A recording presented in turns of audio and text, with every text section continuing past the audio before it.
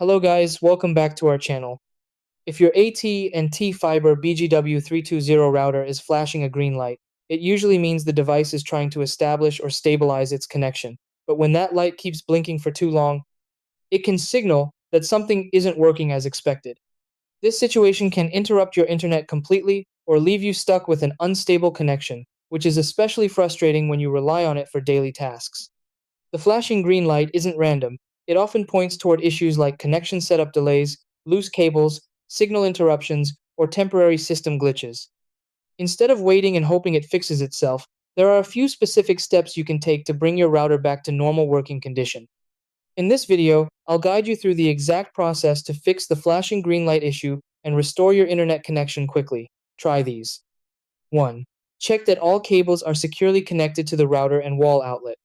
2. Restart the router by unplugging it, waiting for a minute, and plugging it back in. 3. Ensure the fiber cable is properly inserted and not damaged or loose. 4. Wait a few minutes after restart to allow the router to fully reconnect. 5. Place the router in an open area to avoid signal interference. 6. Contact AT&T support if the green light continues flashing after all steps.